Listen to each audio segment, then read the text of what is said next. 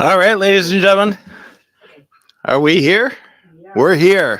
Caught me off guard there. For a I second. know. Yeah. You're sitting there playing on your cell phone that nice game of King's Quest or whatever it No, is. I was looking at the results for the election. Oh, Yeah. so I think today is a day for everybody to rejoice because today is the day that your cell phone will stop receiving texts for all those unsolicited donations from every single candidate in the country. Do you like how they personalize it? Like, hi, Jim. Yeah, well, You no, know? I always get, hi, Monica. Monica. Yeah, for whatever reason, Monica, you must have had this number before. That's your So, stage name. There you go. yeah, my stage name, Monica. Anyway, we are going to cover some of the results that affect you directly in Santa Paula. Yep. And we are back after a 2-week hiatus. One, we were dark for a conference. The second one, we were dark because I was sick. Mhm. So We're back We're back. with positive stuff today. Okay. Very positive. All right. We'll be right back after this. Rough Edge FM. Irritatingly irresistible internet radio at roughedgefm.com. There's so much going on in your community that even in this age of information, it's tough to keep up. This show will help. It's all about what's new, what's happening, and what's out there. So if you're ready, sit back and listen up, Santa Paula.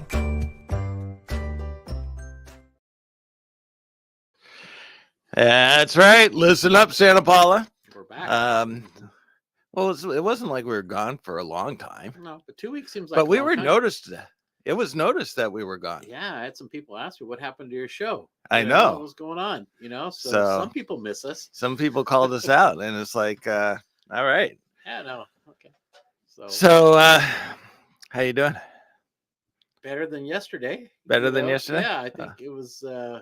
Everybody knows the election happened, and it's there's a lot of interesting things that happen, but I think we have an opportunity here in our community to really embrace it and do well.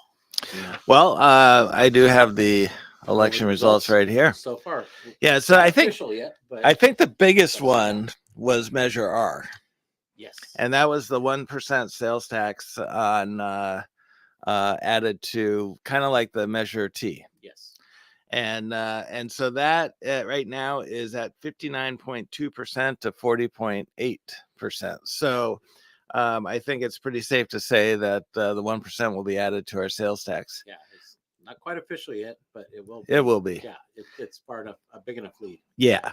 And so what that essentially means is that our sales tax will now be 9.25%, which is high. It'll be the highest in the county alongside Oxnard. So Oxnard is also 9.25. 9.25. I know there's some that are 10, and Not in Ventura County. no, and LA and everything like that. But hopefully some positive comes out of it. I'm a little reserved because as a small business, we're trying to encourage people to come to Santa Paula and shop local. And what kind of impact is that going to have on people coming into the community when they find out that it's a 9.25% sales tax? I think a good percentage of them won't care if they're coming in for a great experience. Yeah. So they won't even probably know. No, and I think that's what you got to focus on as a positive is like, one, you're supporting your own local, you're supporting local businesses. Two, you get a very unique experience when you go into a business here. I mean, you see when you come in how you give that personal touch and and even people are returning, you remember their names and so on. I think that's hopefully you do. But I should know you don't remember my name half the time. I know when you come in half the time, yeah. it's like, don't tell me. But people, I think when people come to our community and they shop local, I think they love the interaction. And like most small towns. And I think that's what we got to focus on, not focus on the tax. The tax, it is what it is, but coming in and experience and getting that experience and what it's about to support your local businesses means a lot because you can buy something here. Yeah, it's $9.25, but then you're going to drive to another city to maybe it's a little bit cheaper and get something that's very similar to here. But what you spent in gas, right, doesn't really make a difference. Well, so there's different ways you can look at it. I know it's tough on small businesses though. I do. I agree that most people coming into the city are probably not looking up sales tax rates to base their decision on whether or not they're going to come here. Yeah. So I don't see that as a huge hindrance. I am very much less tax, less government kind of guy.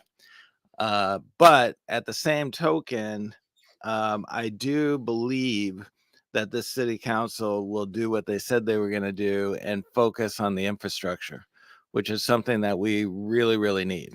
Yeah. And now that looks like it's going to pass, it's up to our community and our citizens to make sure city council's hearing the concerns and making sure they're making the right decisions as well. Because this is about potentially $4.5 million that they're going to get. So where's that money going to go? Yes, a good chunk of it's going to go to infrastructure, but there's also opportunity for economic development. How much can they invest in that? And that's where the business owners can come into play and say, hey, we need some help to helping bring people into our community, whether it's through marketing or just, other things, bringing in more businesses.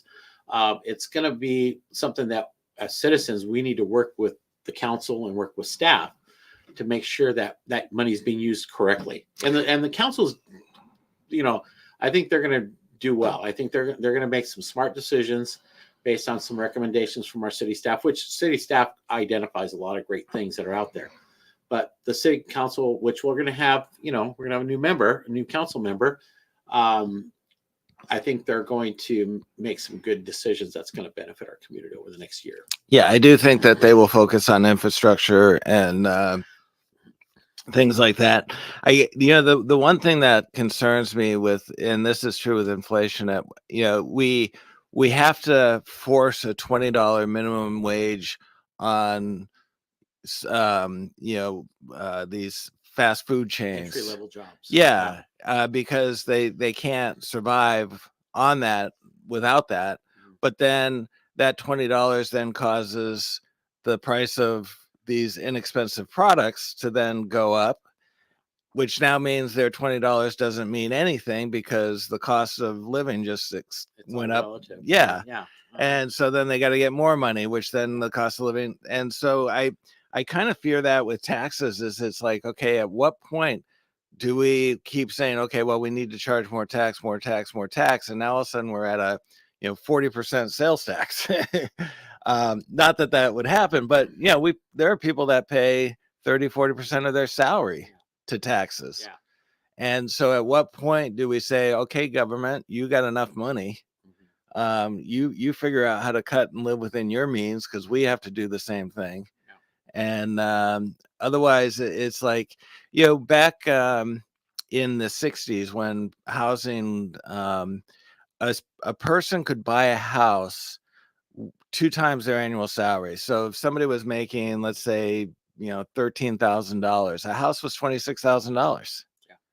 Well, now somebody making $100,000, their house is $750,000, $800,000.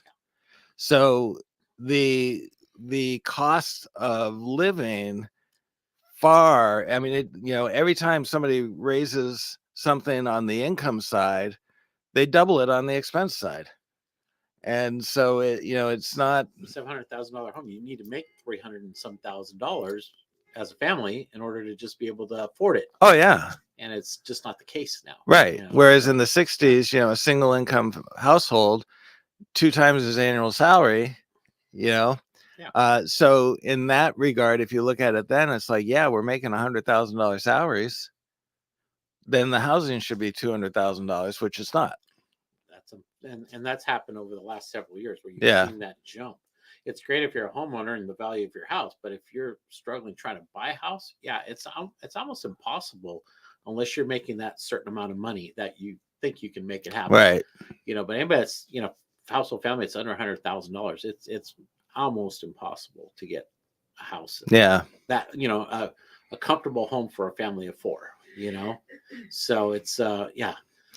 Which is sad because California, I know in recent years the population leaving California is greater than the population coming into California.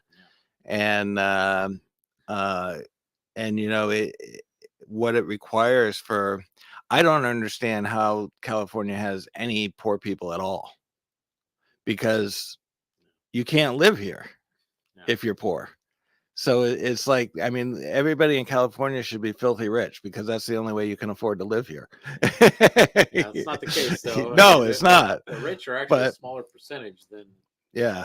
So it's interesting. But you just look at it and you're going, okay, so California must be loaded with rich people, because you have to make 3 times as much as any other state in order to own real estate or anything. But, So the housing is going to be something that, like through the chamber and other organizations are going to try and tackle next year, just to see how we can bring people to the table and how we can have better discussions and see what there's things, how we can bring these prices to a point that makes it affordable for people. I don't know how that can be done, but there's got to be different, but we need to get all in the room together to talk about this, because right now I don't think we're doing that well. We could get much better at it. So that's something that the chamber is looking at starting to address for next year, is the housing element within our community. So I know People's Place opened up just recently, and they have sliding scales for what the rents are going to be. Yes. And even there, we bought our place in 99. So we've been there for 25 years. Mm-hmm. And our mortgage is $1,300 a month. Well, even in these affordable housing developments, the rent is more than that. Yeah. And we struggle at $1,300 a month. So it's like, I pay less than $2,000 a month, and it's, I couldn't afford a house right now. Yeah. Just to buy one outright, so it's just, yeah.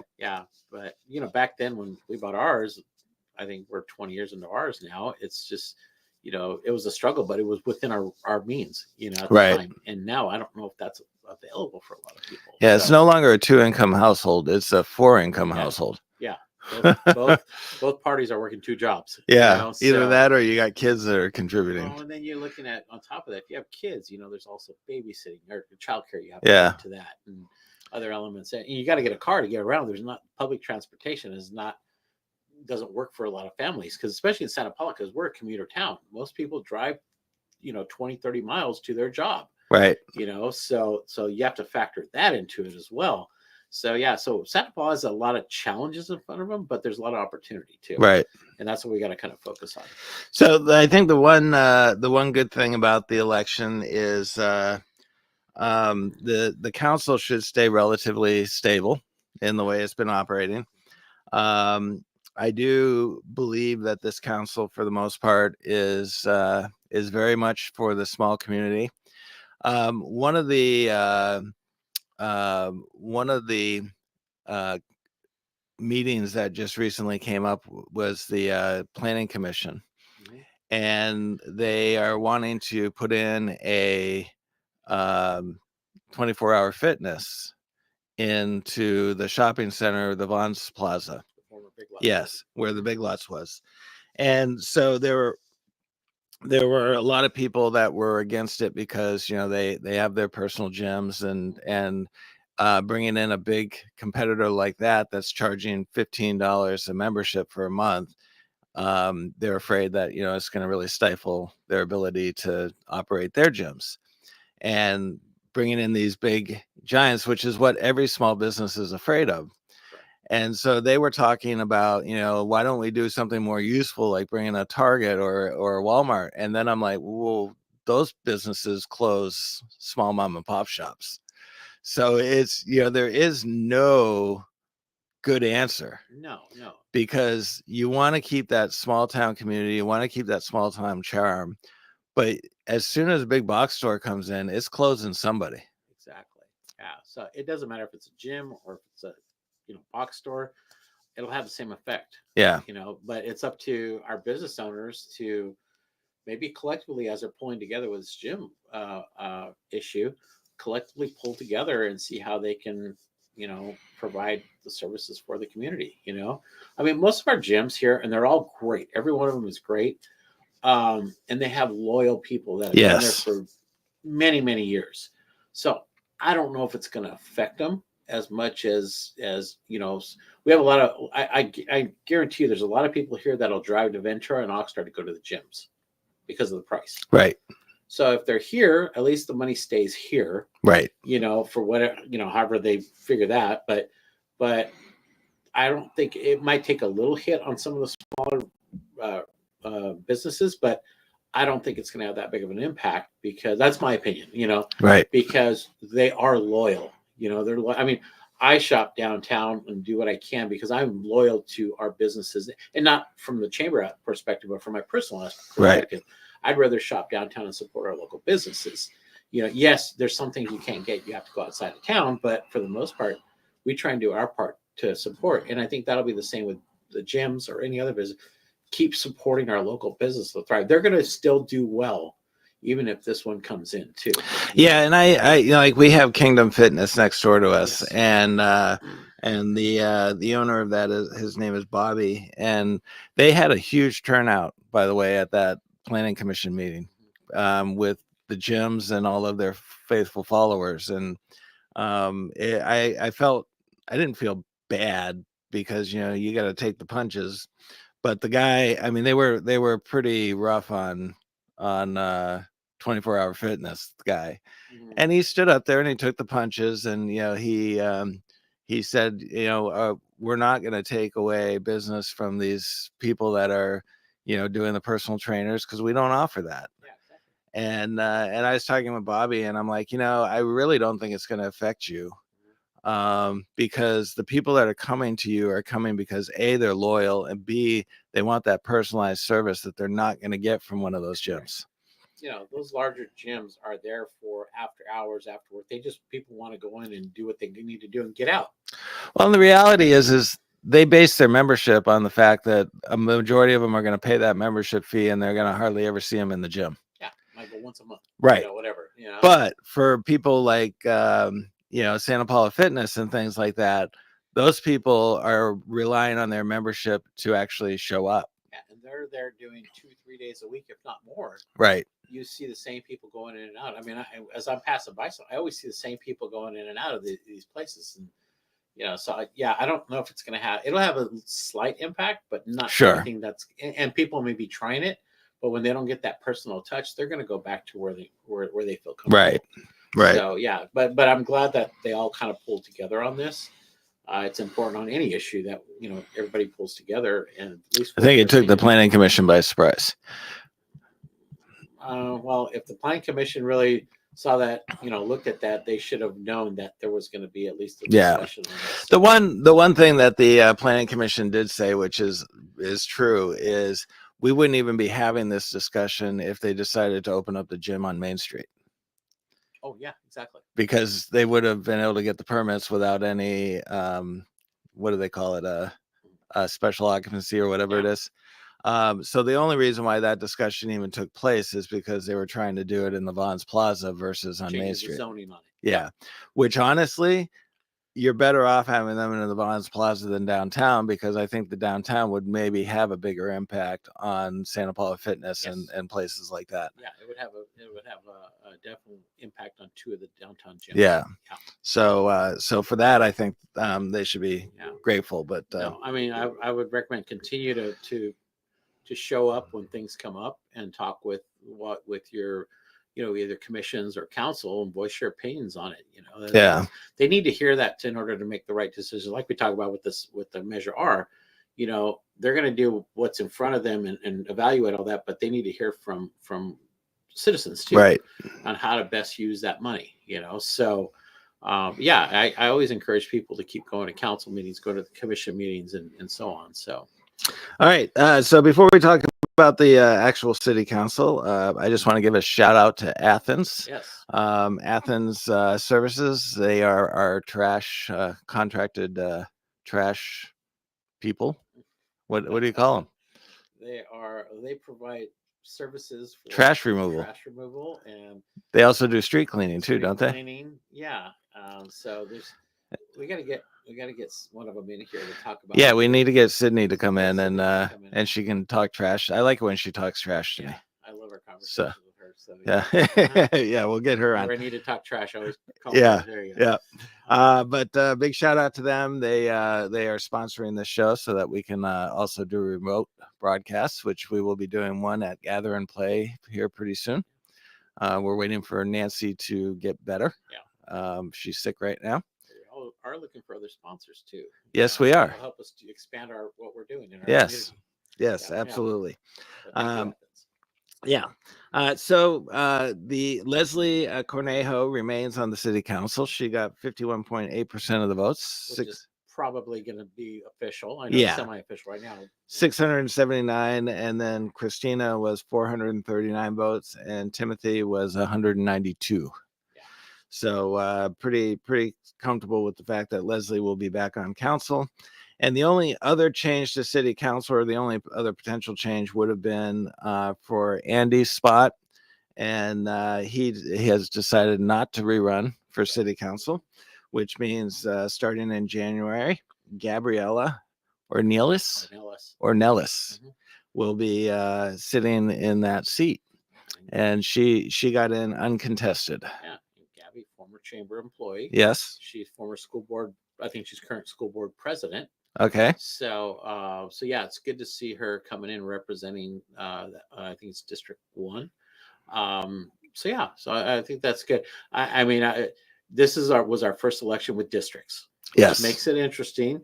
We would hope that there was more people that wanted to run within those districts, but it's going to take a while. It's going to take a while to build that up. And if you notice, sadly, I don't think our community is big enough. Yeah. To really run in districts, because there's just some areas there's just not enough population. Yeah, I mean, there's something to be said about both districts and the general, overall election.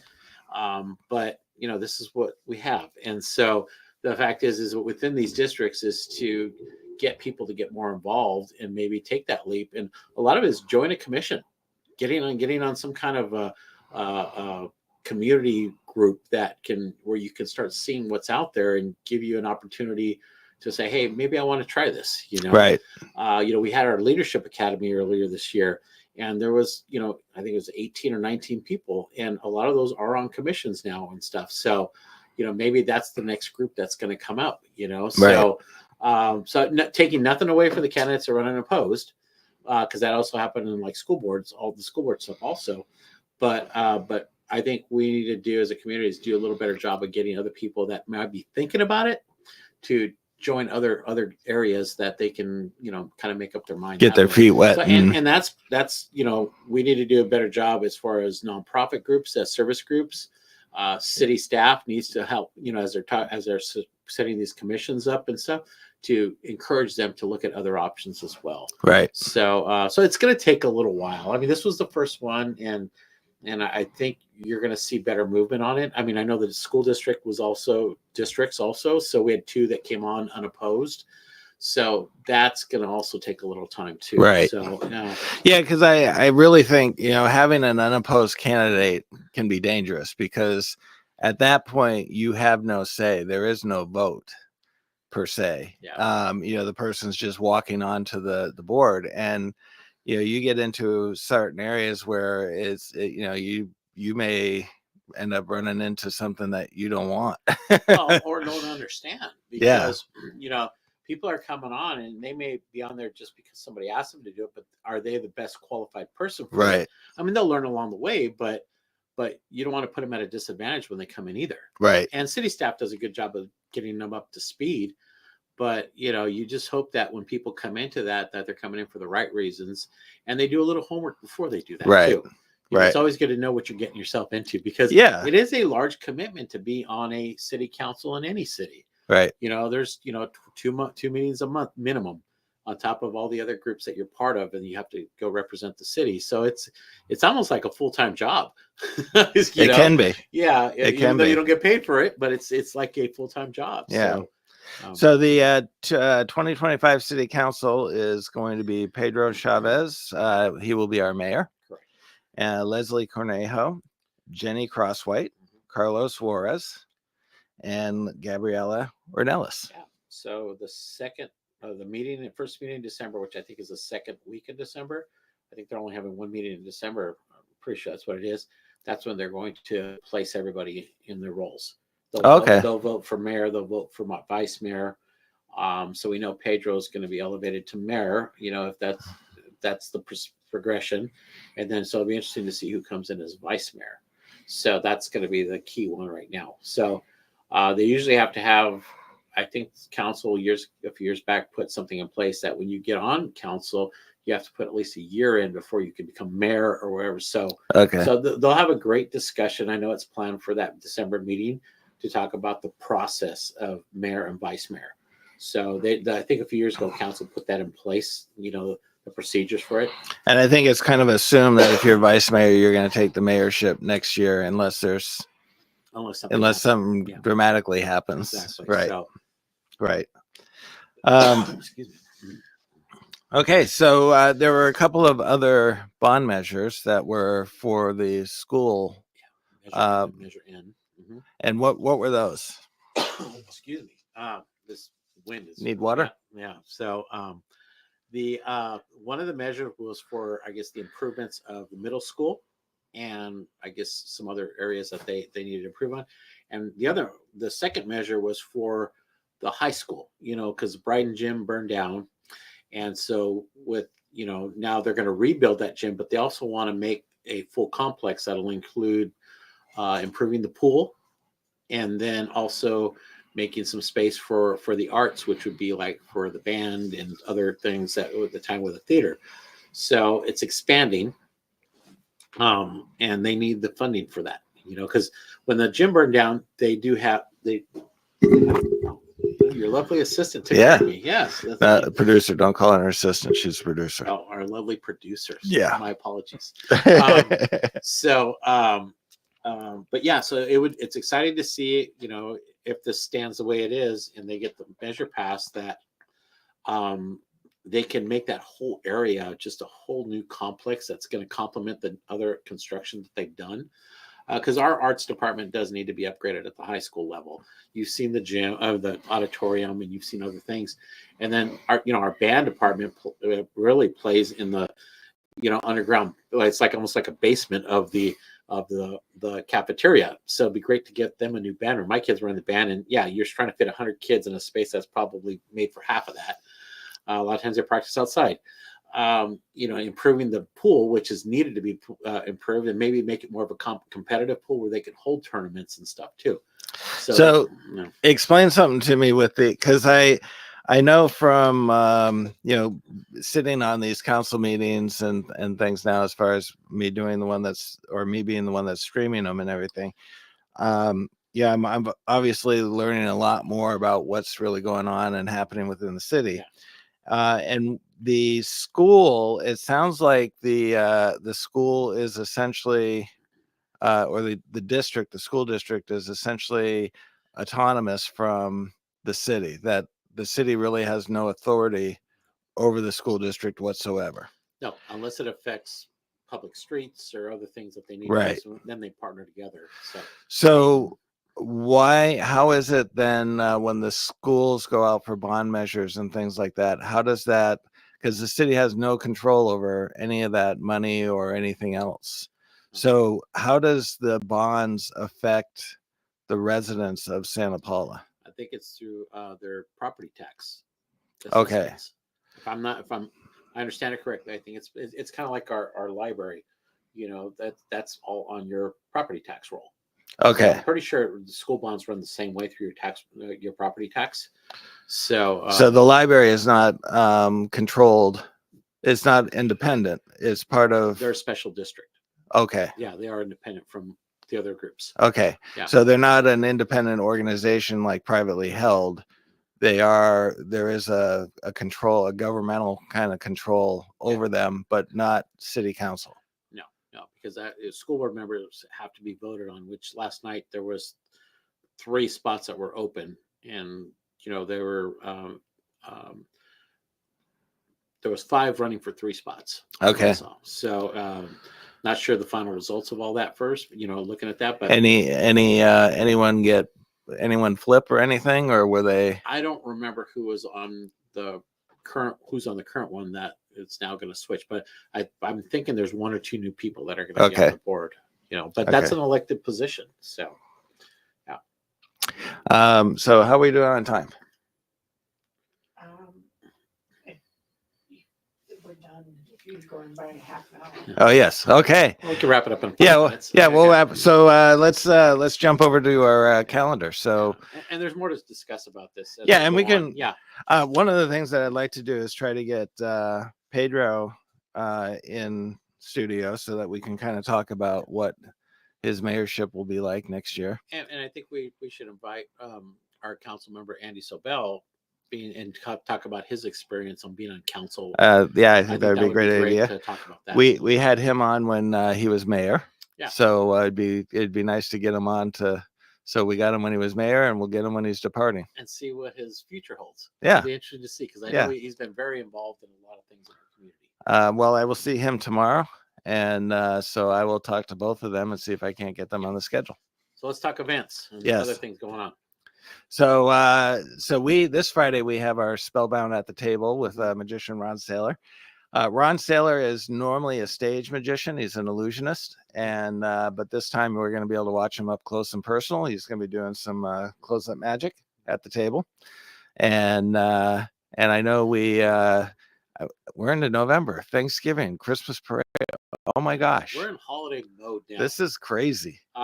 And we've been you sat in on our holiday marketing meetings now, talking about how we're going to support our community and our business owners. We pulled them all together to talk about how we're going to promote, and they've come up with this tagline: "Eat, Shop, Play," to help support our downtown.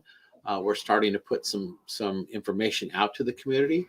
This week, we just announced the holiday parade, which is on Saturday, November 30th at 6:30 p.m.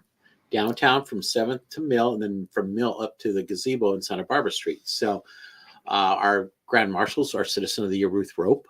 So that's fantastic that we have her coming in that. It's kind of like she's been the Citizen of the Year, so now we're going to end the year with her being the Grand Marshal. That's so nice. It's kind of cool. Yeah. We currently have about 20 plus entries, which is great. Last year we had 53, I think it was. So we're way ahead of the game right Does now. that count? Does that count us? Because we'll be an entry. No, we haven't counted yours yet. So, Okay. So, but it's great to see people are getting excited about the holidays, and so we pulled through the chamber. We asked business members to come in and form this marketing team to tell us about what we need to do for the holidays to help support them. They know better than anybody Right. what they need. So you start, visit the Santa Paula Times. The subscribe to the Times, Santa Paula Times. We're putting some ads in the paper that promote the holiday season. Also, there's going to be some stuff in a couple weeks with some coupons for our businesses in our community, Santa Paula businesses that are promoting. And then you have some great discounts and stuff that are going to be in there, and you can use them during the holiday season. On Saturday the 30th is also Small Business Saturday. So it's kind of a day-long event. So during the day, support local businesses. A lot of them are going to have some special things going on within their business. But a good opportunity to come do all your shopping downtown or within the community itself. It's not just downtown, but it's all of Santa Paula. Yeah, sometimes we focus about the fact that the downtown, because that's kind of like the hub, Yeah. but there are a tremendous number of businesses that exist on Harvard, and we're out here on Telegraph, and so there's don't forget about the others. Yeah, great time to buy a car on Small Business Saturday. Yeah. That helps your local community. Go to the restaurants on Harvard. Come to the magic shop. There's a lot of businesses on our business district, which is Harvard, but throughout the whole community. I mean, if you're gonna, even as simple as buying groceries, if you can buy something at a local neighborhood market that day, just come and support the best you can on that whole weekend. It's great. Was it Black Friday, Small Business Saturday, Cyber Monday? A lot of our local businesses have online stores. Yes. Have an online store. Support that as well. But the focus this year is all about shopping small, about not just shopping, but it's also you support the restaurants, you frequent the museums. That's our play portion. We have to eat, and then we have the shop portion too. So you can spend the entire weekend here and get all your holiday needs. Yeah. So one thing that I would like to challenge people as we depart Mhm. is make this holiday season something that is memorable. Don't so often, and this happens to me all the time, Julie and I will be talking and we'll be like, oh, we're going to make sure we do this. We make sure we do this. And then the holidays come and go and you're going, ugh, I didn't do any of that stuff. Take a moment, take a breath of the fresh air, be with your family, experience the holidays, do the things that you can to support local, but remember, support your family as well. Because it's coming fast. We're already in, It- week 2 of November. We're coming up Yeah. on, and It's crazy. It's we're only 3 weeks away from Thanksgiving. So Yeah. it's just but yeah, you're right. Spend time with your family. Take your family out on a nice walk within the community. There's Yeah. a lot of things. We are going to have a grand opening for E&D Hat Boutique on the 22nd, and that's they're doing it at 2:00, and that's by drawing blank on the address, but it's right next to Palazzo Event Center on 8th and Main. It's where the old bookstore used to be. Used to be. So we're doing a grand opening there. That Friday before on the 20. That's the 23rd. So 22nd, I think it's a Friday. We're having a sip and shop downtown where people can go and enjoy all the businesses, like from 4 to 8 p.m. And then that Thursday, we're going to do something special with, David's Kitchen, the old Chef David's place. We're going to be celebrating. Actually, they're celebrating the closing of that place because the current owner is going to move on. And so she wanted to honor David for all what he did when he opened the business, because when he opened, it was during COVID. And so we never did an official grand opening for him. So she wants to have a celebration to honor what he's done over the years, and then kind of make a few announcements about the future of that location. So we're doing that on that Thursday, the 21st. Nice. And that'll be from 5, I think, to 7 o'clock. So we're going to put that out. We're going to confirm it. We'll have it out there probably next week. Okay. But so there's a lot of little events within the community. The museums are doing some great things too. So yeah. So these next 4 to 6 weeks, support downtown or support Santa Paula in general. Yeah. There's a lot of cool things going on in our community. There are. Yeah. All right. I guess, shall we say, let the official holiday season begin. There you go. Oh, you get ready to run for council. I Look at should, that. huh? Yeah. I can use my phone. I think you I go. broke it. Anyways, thank you for listening. We will see you all next Wednesday, and we're going to work on getting council member Andy. Oh gosh, I forgot his last name. Andy Sabel. Yeah. Oh gosh. We'll get some blank. council members. Yeah, we'll get Andy, and we'll talk with Pedro, see if we can get him on here, and Get some and school board members too. yeah, we should get some school board members. Lots of people we should get on here. So apparently, if you know that we were missed for 2 weeks, then you are obviously listening. Therefore, you come to us and tell us you want to come on the air. Yeah, send us a message of what you guys want to see. Yeah. Definitely. So anyway, we will see you all next week. Be safe. This has been a Rough Edge Studios production.